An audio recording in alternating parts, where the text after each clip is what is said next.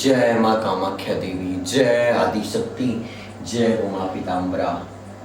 मैंने माँ कामाख्या देवी को कैसे पाया, किस प्रकार से माँ कामाख्या देवी की मेरे जीवन में कृपा हुई, यही साधना, आध्यात्म, भक्ति, ज्ञान योग, भक्ति योग, कर्म कांड और उपासना कांड और संपूर्ण रहस्यों के साथ मैं आप सभी के समक्ष माँ भगवती कामाख्या देवी की महिमा लेकर आ रहा हूँ।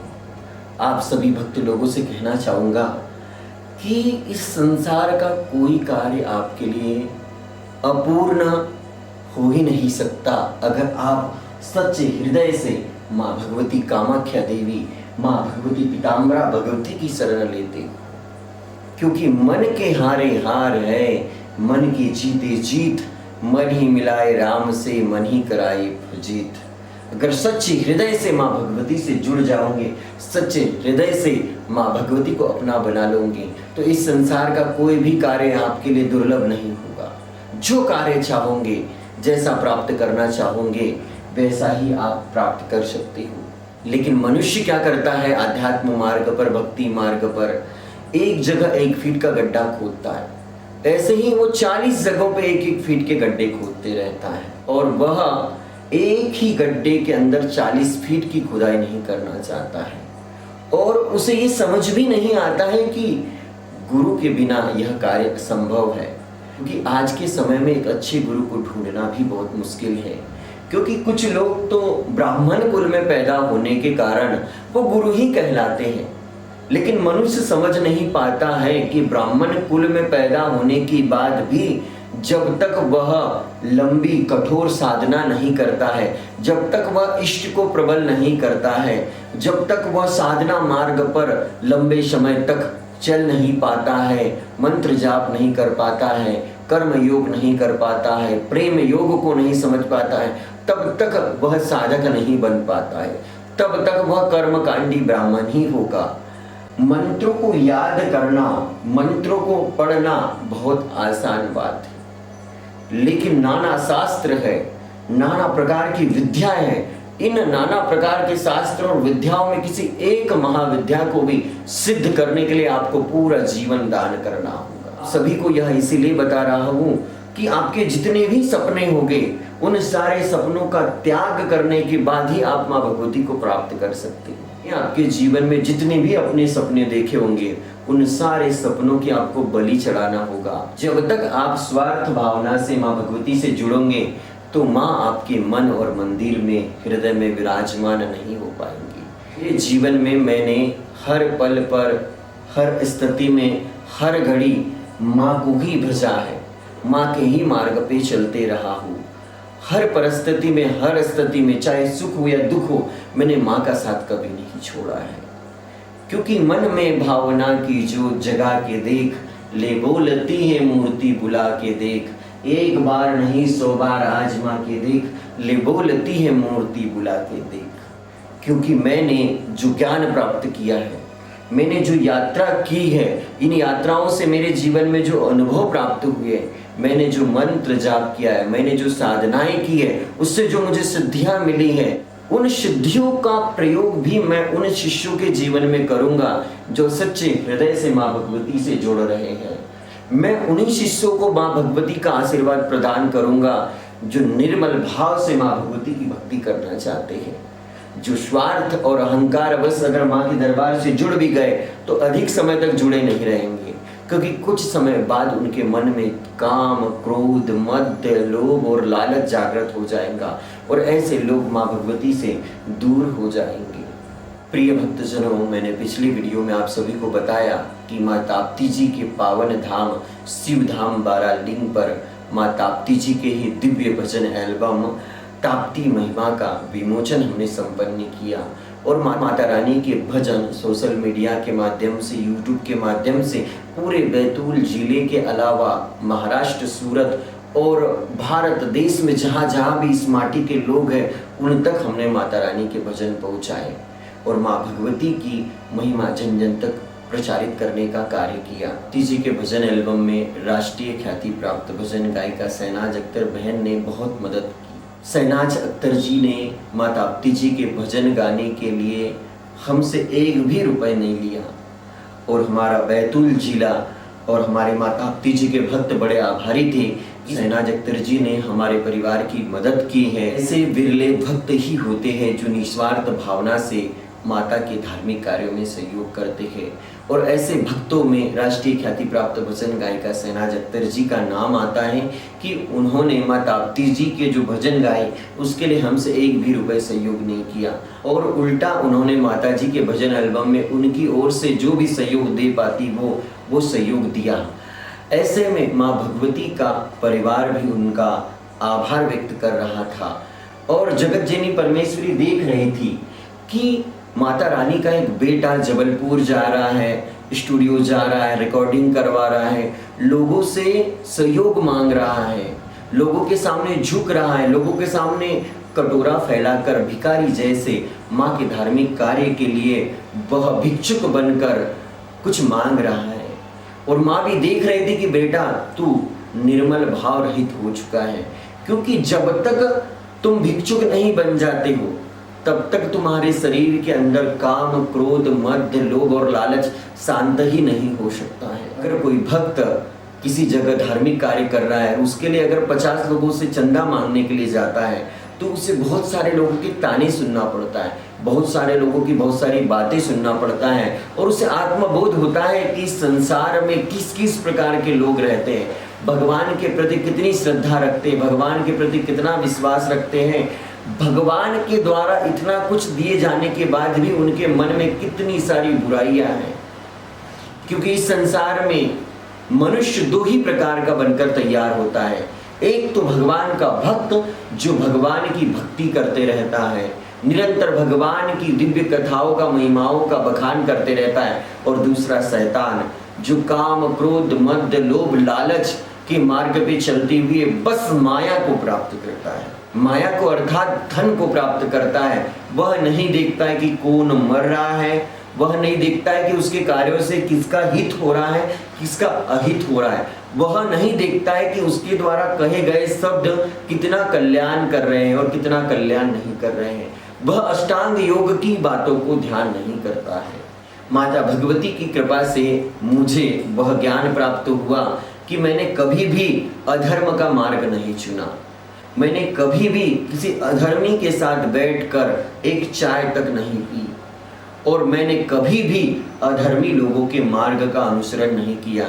मैं जगदम्बा भवानी, मैं आदि शक्ति माँ भगवती के मार्ग पर निरंतर बढ़ते जा रहा था, और माता भगवती के मार्ग पर बढ़ते रहने से जो मेरी परीक्षाएं हो रही थी, मेरे जीवन में जो समस्याएं आ रही थी, माता मुझे बहुत कुछ सीख दे रही थी। बेटा ये संसार माया का संसार है, इस संसार में जितने भी लोग आए हैं जो मेरे ध्यान में, मेरी भक्ति में, मेरे मनन में नहीं रहते हैं, वे 24 घंटे दुख भोगते रहते हैं, 24 घंटे निराशा में रहते हैं, 24 घंटे रोग और बीमारी से ग्रसित रहते हैं, पल पल उनके मन में संशय होता है। और जो भक्त मुझे अपने चित्त में धारण कर लेता है, जिस भक्त के ऊपर मेरा अनुग्रह हो जाता है, उसके जीवन में ग्रह भी कुछ नहीं कर पाते हैं। इसीलिए मैं भी माँ भगवती से जुड़ गया और माँ भगवती के मार्ग पर बढ़ती जा रहा था। मैं उसी नील पर्वत वासिनी कामाख्या देवी की भक्ति कर रहा हूँ, और पिछले जन्म में भी माँ भगवती नीलांचल की महारानी काम बीज रूपनी कामाख्या माता जी की साधना करते रहा। कामाख्या देवी के दरबार में जो पूर्व जन्म में मैंने साधनाएं की थी, उन साधनाओं से जो मुझे अनुभव प्राप्त हुआ था, जो दिव्य ज्ञान प्राप्त हुआ था, अचानक से मेरी यात्राओं के साथ वो प्राकट हो रहा था, और मुझे बहुत कुछ मेरे भीतर होने का आभास हो रहा था। शरीर में अलौकिक शक्तियां प्रकट हो रही थी, जो हर परिस्थिति में, हर स्थिति में मुझे आत्मविश्वास प्रदान कर रही थी, माँ के मार्ग पर आगे बढ़ा रही थी, जगत जननी परमेश्वरी की महिमा जन जन तक पहुंचाने के लिए प्रेरित कर रही थी। माता कामाख्या देवी, माता नील पर्वत वासिनी से भी मैंने कुछ मांगा। क्या मांगा वही आप सभी को बताने वाला हूँ। शहनाज अख्तर और उनके पति प्रतीक श्रीवास्तव ने मुझे जो सहयोग प्रदान किया, मेरे द्वारा जो माता ताप्ती जी का भजन एल्बम तैयार किया जा रहा था, मेरे बैतूल के ताप्ती भक्तों द्वारा माता रानी की महिमा का भजन एल्बम तैयार किया जा रहा था, उस भजन एल्बम निर्माण कार्य में निस्वार्थ भावना से सहयोग प्रदान किया। और जिस भक्त द्वारा मुझे निस्वार्थ भावना से सहयोग प्रदान किया, मेरे पास धन तो नहीं था, लेकिन हाँ, माँ भगवती का आशीर्वाद जरूर था। मैंने सच्चे हृदय से माँ भगवती काम बीज रूपनी कामाख्या देवी अम्बा भवानी से प्रार्थना की कि हे परमेश्वरी, हे जगन्न माता कामेश्वरी, इस शहनाज अख्तर के जीवन में मैया कृपा करो। शहनाज अख्तर के जीवन में माता भगवती ऐसा आशीर्वाद बरसाओ कि जो लोग इससे जलते हैं या फिर जो लोग इससे ऊपर बढ़ चुके हैं, ये उससे कई गुना ऊपर बढ़ जाए, ये खुद इतनी सक्षम हो जाए कि और भी लोगों को सहयोग कर सके, और भी लोगों की मदद कर सके। और माता भगवती से कहा कि हे भगवती, जो आपके लिए प्यारे प्यारे मीठे मीठे भजन बनाता हो, जो हर जागरण में, हर भजन संध्या में आपकी ही महिमा का बखान करता हो, उसके जीवन में भाग्योदय कीजिए। माता परमेश्वरी की कृपा से जो चमत्कार हुआ, उसी चमत्कार के बारे में मैं आप सभी को बताने वाला हूँ। जबलपुर के जो भी आर्टिस्ट, भजन कलाकार, जो भी इस वीडियो को देख रहे हैं, वह सत्य घटना को समझ सकते। 2017 में शहनाज अख्तर जी का कोई यूट्यूब चैनल नहीं था। जब माँ ताप्ती जी का भजन एल्बम तैयार हुआ तो मैंने ही कहा कि दीदी, आप एक यूट्यूब चैनल को बनाइए कि हमारे माँ ताप्ती जी के भजनों को हम कहाँ से रिलीज करेंगे, किस प्रकार से रिलीज करेंगे, आप हमें बताइए। उस समय मैं एक भजन एल्बम का निर्माण कर चुका था। यूट्यूब पर मेरे द्वारा बनाए गए भजन एल्बम डाले गए थे। जिस भी स्थान की यात्रा पर जाता था, जिस भी स्थान पर माता रानी का बखान करता था, मैं अपने YouTube चैनल पे डाल देता था वीडियो। उस समय मेरे YouTube चैनल के सब्सक्राइबर लगभग 30,000 के करीब में थे और वह शहनाज जी को भी पता था। माता कामाख्या देवी की कृपा और आशीर्वाद से शहनाज अख्तर जी ने उस समय अपने YouTube चैनल का निर्माण किया। उसके ऊपर पहले एक उन्होंने फिल्मी गाना डाला था। उसके बाद में शहनाज अख्तर जी ने एक शिव जी का भजन था, भोले हो गए टनाटन, उसके ऊपर म्यूजिक तैयार किया। उस गाने को और बेहतर करने का प्रयास किया। पूर्व में कोई गा चुका था, उसी के ऊपर थोड़ा सा मिक्स करते हुए अच्छा गाना बनाया। और उस गाने की रिकॉर्डिंग भी NVR स्टूडियो में हुई, जहां पर माँ ताप्ती भजन एल्बम की रिकॉर्डिंग हुई थी। और वह गाना यूट्यूब पर वायरल होने लगा। वायरल होते होते शहनाज जी को प्रसिद्धि मिलने लगी। इसके कुछ दिनों बाद में ही शहनाज जी ने एक बहुत ही प्यारा और बहुत ही सुंदर भजन तैयार किया।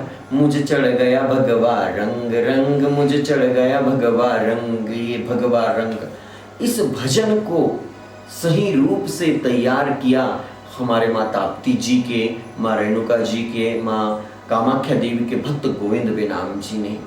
और वह भजन जब तैयार हुआ और उसका विमोचन हुआ तो वह भजन पूरे भारत में गूंज रहा था। हर एक हिंदू के, हर एक सनातनी के मोबाइल में वह भजन बज रहा था। मुझे चढ़ गया भगवा रंग रंग, मुझे चढ़ गया भगवा रंग रंग। तो जगत जननी परमेश्वरी माँ कामाख्या देवी की कृपा से शहनाज अख्तर जी पूरे भारत में प्रसिद्ध हो गई। और पहले से भी शहनाज अख्तर जी प्रसिद्ध ही थी, क्योंकि उनके द्वारा जो भजन गाए गए, तुम हो गणेश बेमिसाल, उनके हाथों में लग जाए ताला, अलीगढ़ वाला जो मैया जी की ताली न बजाए, छुम छुम छनन न बाजे मैया पाओ पैजनिया, बहुत सारे भजन शहनाज अख्तर जी ने गाए हैं। और उन भजनों के माध्यम से सनातन धर्म का भी प्रचार प्रसार हुआ है और जन जन तक माता रानी की महिमा की गूंज उठी है। माँ शारदा का जो प्यारा सा दरबार है, माता रानी के शारदा पीठ के ऊपर भी शहनाज जी ने बहुत सारे भजन बनाए। तो इस प्रकार से माता भगवती कामाख्या देवी से मैंने प्रार्थना की थी कि हे मैया, जिस बेटी ने, जिस आपकी पुत्री ने आपके भजनों के लिए निस्वार्थ भावना से सहयोग प्रदान किया, इस प्रकार से माता कामाख्या देवी के आशीर्वाद से शहनाज अख्तर जी ने अपना खुद का यूट्यूब चैनल बनाया, अपने खुद के यूट्यूब चैनल को मोनेटाइज किया और शहनाज अख्तर जी को 6 लाख, 8 लाख, 10 लाख पेमेंट आना चालू हो गई यूट्यूब से। और प्रसिद्धि भी इतनी मिल गई कि जिसकी कल्पना नहीं कर सकते। पूर्व में शहनाज बहन सुंदरानी वीडियो वर्ल्ड भक्ति माला से अपने भजन डालती थी और माता कामाख्या देवी के आशीर्वाद से और शहनाज जी स्वयं की मेहनत से एक अच्छे यूट्यूबर के रूप में भी प्रस्तुत हुई और अपने यूट्यूब चैनल से उन्होंने भजन डालना चालू किया। बाद में उन्होंने स्टूडियो भी खोल लिया। प्रकार से शहनाज अख्तर जी के जीवन में माता ताप्ती महारानी, माता बगलामुखी, माता कामाख्या देवी का आशीर्वाद प्राप्त हुआ। और जिस जिस भक्त ने भी हृदय को सहयोग किया है, सच्चे हृदय से माता भगवती के धार्मिक कार्य में सहयोग दिया है, माता भगवती की महिमा जन जन तक पहुंचाने के लिए जो भी मैं कार्य कर रहा था उन कार्यों में उन्होंने सहयोग किया है, मैंने अंत हृदय से माँ से प्रार्थना की है। आप सभी भक्तजनों को मैंने माँ कामाख्या देवी को कैसे पाया, इस वीडियो की सीरीज में आपको अगले वीडियो में बताऊंगा कि माता भगवती ने मुझे क्या प्रेरणा दी, किस प्रकार से माता रानी ने मुझे आशीर्वाद प्रदान किया और नए कार्य के रूप में क्या संकेत दिए हैं। तो आप सभी बने रहिए मेरे साथ। जय माँ कामाख्या देवी, जय माँ पीताम्बरा, जय माँ बगलामुखी।